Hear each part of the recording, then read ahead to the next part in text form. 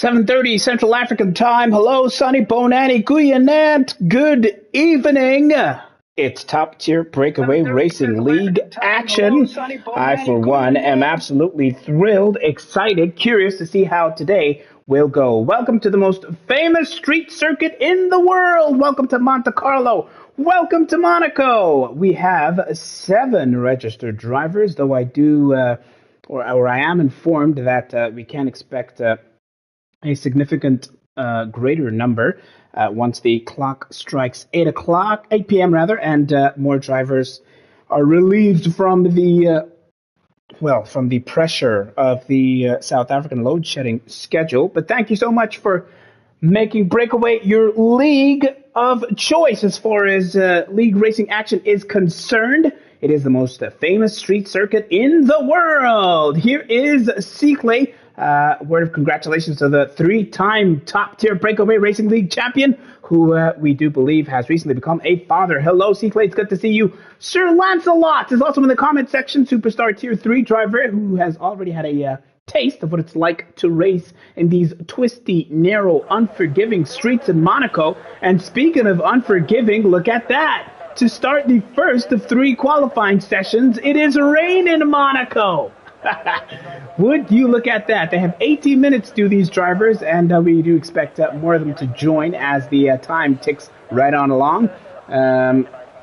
We will see how this small contingent of BrakeAway Racing League drivers navigates Q1. Hopefully, before the clock strikes 18 minutes at the end of Q1, we will have, it would be nice to have at least 10 drivers. I have seen some of them battle network issues as this lobby is still new, but we will see how it goes right on along. Please also excuse my voice today, not exactly at my best, if you will. I'm battling a slight cold, so we'll see.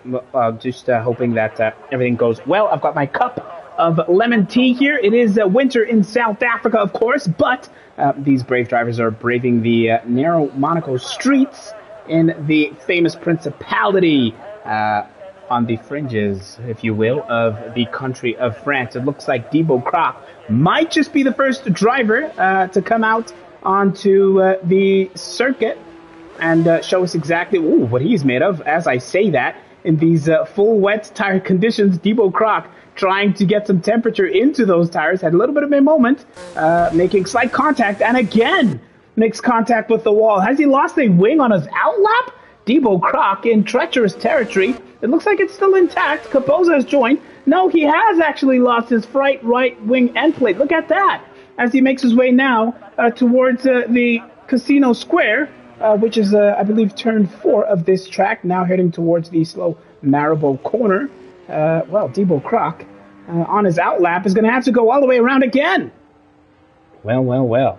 Lancelot says to Cyclé, I think you might be the only person who actually wants to race in these conditions on this track. I'll tell you what, Cyclé has put on a masterclass in the past. Oh, Thibaut Croc sends it straight to the wall again, and he retires from the session. Thibaut Croc is out. He didn't even make it all the way to the tunnel, and that Williams has been totaled just before Poitiers corner. And there goes Mex carefully. I beg your pardon, Smirch Django just crept past Thibaut Croc, who completely totaled his car. He had a free hit to Thibaut Croc. Such few drivers, all he needed to do, Thibaut, was just come home with the car intact, give it another go, set a banker lap, and then give it a go once again. But Thibaut Croc is out. Will take no further part in qualifying. Look at Django struggling in these rainy conditions, now making his way towards the penultimate corner, that being Rascasse. And we will see how the defending champion will fare. Well, it's 14 minutes, 45 seconds of quality to go. The first of 3 qualifying sessions. Welcome to Top Tier BrakeAway Racing League. Here he comes now into the first corner. Oh, Rich Django, not exactly looking very comfortable.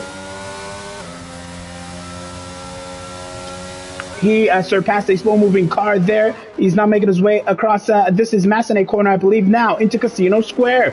Slight moments as far as glitches are concerned with Django. We hope that he'll be able to keep it clean and keep it together throughout this race here.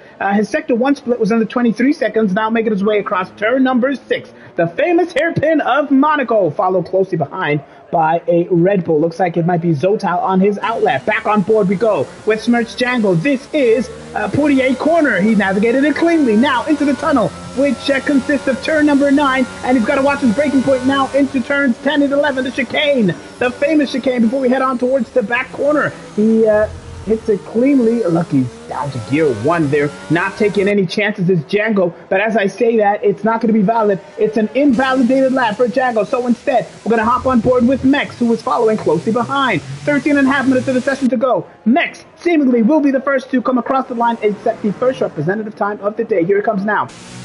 Across the back corner into the swimming pool section, a treacherous corner if you do not nail your entry there, and he's now making his way towards La Rascasse, the penultimate corner, where Michael Schumacher, came unstuck during quali so many years ago, but not Mex. He's kept it clean, he's kept it together, and now he keeps it pointed down. The main straight will be the first to set a representative lap.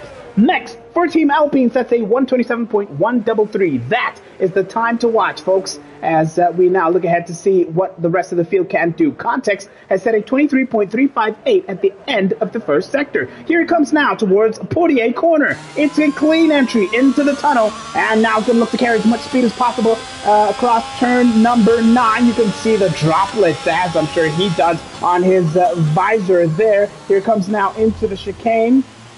That being turns 10 and 11. Here he comes now, hurtling towards the left-hander known as Tabac Corner. All the way in 2008, it's the same corner where Lewis Hamilton misjudged and damaged his right rear wing tire. But not context, not justice. Oh, he has a moment instead on the exit of the next chicane. Here he comes now towards the penultimate corner. Rascasse, it's the Ferrari, looking okay, looking clean. It's a treacherous corner, of course, if you do get it wrong. Such an unforgiving track. But context is going to be next across the line.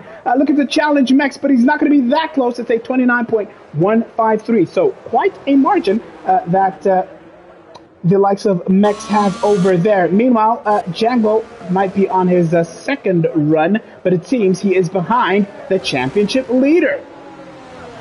No, in fact, Don Ravico is behind Django, so we'll catch up with Smirch Django. Now just looking to set a clean lap, no issues. This time around, we saw him have that invalidation on his first attempt. The second bite at the cherry is only beginning now, seemingly. I beg your pardon for that. We're going to hop on board now with the championship leader, Don Ravico, towards the line, 25.695. It's daylight between Don Ravico and Mex, the Aston Martin in firm control command of this year's session. Django, meanwhile, has crossed the line with a 26.037, significant improvement as far as he is concerned. What about Zotal? His initial attempt was definitely not representative. We're going to hop on board with the Red Bull driver, who has looked absolutely confident, sensational since the start of this season. Now making his way out of the Casino Square towards Maribor. That being turn number 5. He's found 7/10 worth of improvement as Zotal, so looking decent. Now making his way into the famous hairpin, that being turn number 6. And we'll now line it up for a decent touch of the curve through turn 7 and 8 is Poitier into the tunnel. Here goes Zotal with 10.5 minutes of this session to go. The benchmark is a 25.695. Can he, will he get anywhere near the likes of Don Ravico? Oh, completely misjudged that braking point, and he goes over the curb to invalidate that attempt. So we will instead catch up with Jonathan Lacka, Don Satole, one half of the musical duo Lemon and Herb. What kind of spice can he sprinkle upon this street circuit here tonight? Well, he's got 10 minutes to show us exactly what he is made of. Don started off his season with a DNF, but managed to recover in race 2 in Abu Dhabi, came across the line P5.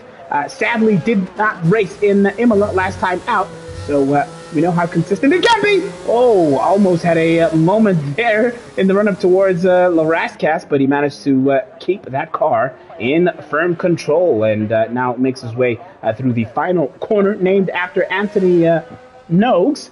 who was the brainchild actually behind the Monaco Grand Prix back in the 1920s. Instead, Donovan Lacka sets a time in the 1 minute 20s, 127.366. Looking decent, looking okay, looking good. Loveness is definitely one of the great stories of this season thus far. And I say that because every race he has finished, has been in the podiums. Finished P2 in Miami, and in the feature race in Imola, he came across the line P3. Oh, having a moment there across the curves was Loveness, but he managed to keep it together. Now with 9 minutes of the session to go, makes his way through Rascasse. Did not quite nail that apex. Let's see how much time he manages to regain in the run towards the line. Has a little bit of a moment on the exit of that final corner, that being Nogues. Not so quick for Loveness, 130.586. Hello, Sunny Bonani. Welcome to Monaco. 8 minutes, 40 seconds of this session to go. Thank you for joining us. Thank you for choosing BrakeAway Racing League as your league of choice. Let's catch up with Caboza, who has just exited the first corner. Now making his way up towards Massenet, which is this corner here, and now this is Casino Square, the right-hander. Down towards Maribor, needs to watch that braking zone as Don Radical finds improvement. 124.704 puts a significant amount of daylight between himself and Smirch Django. I do wonder how long this inclement rainy weather will last. Caboza will pay not too much attention to that. He's navigated the hairpin at turn 6 cleanly. Mex has left the session. Perhaps network issues there. We do hope to have him back as soon as possible. 7 minutes, 54 seconds to go as Caboza hurdles past turn number 9, almost having a moment with the wall there through the tunnel. But nails his braking point, unlike his former teammate, Zotile, who had a moment there on the previous onboard that we watched. We will now see Caboza navigate to back, which is turn number 12, into the swimming pool section. And it's a clean navigation there through third gear for Caboza. 7.5 minutes of this session to go. Will he carry on? For a moment, it looked like he may have been thinking about coming all the way back into the pit lane, but he will want to set that back row lap, and he does. Caboza across the line, 27.170 is good enough for P4, behind the Alpine of Mex. Mandla Romeo is on track.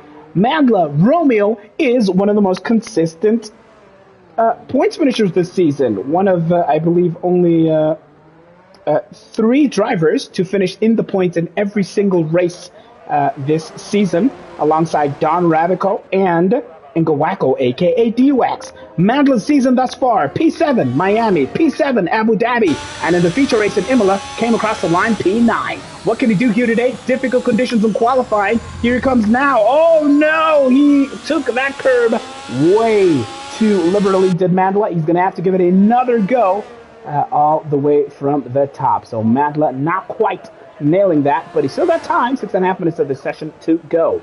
Welcome to Q1, folks. Zotal is next, now making his way across the Casino Square down towards Maribor. On board we go. In the pouring rain with 6 minutes of this session to go, misjudged his braking point at the exit of the tunnel last time out. He will have that fresh in his mind, will Zotal, as a straight tire, presumably that of Debo Croc, lies there in the run-up towards Poitiers corner. Zotal looked good going into the tunnel, and now will need to be inch perfect on his braking zone. Will he nail it this time? The answer is yes.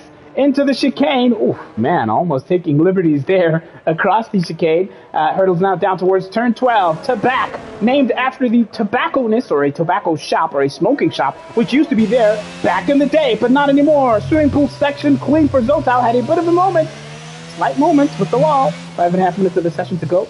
If we're going to have rainy weather throughout the race, it's fantastic practice for the likes of Zotal, Django, Mex, Caboza, Donovan Lacka, Context, Loveness, and of course, Romeo. Debo Croc will rue the chance to practice in this year inclement weather. Here comes Zotal across the line now. 26.632 is a decent effort. And tucks into P3 between the Mercedes of Django and the Alpine of Mex. Everybody in the pits, with, of course, the exception of Django and Romeo. We'll hop on board with him. He needs to set his representative lap. Looks like Django is happy to retire his car. It looks like it's still moving out on track. Is that Django's car on the track map? If you look at Sector 1 there, on the bottom right of your screen. That may yet be Django, who's retired on track. Mandla needs to set his representative lap. Here it comes now across the line. With the 4.5 minutes of the session to go, it's Mandla 33.504. All right.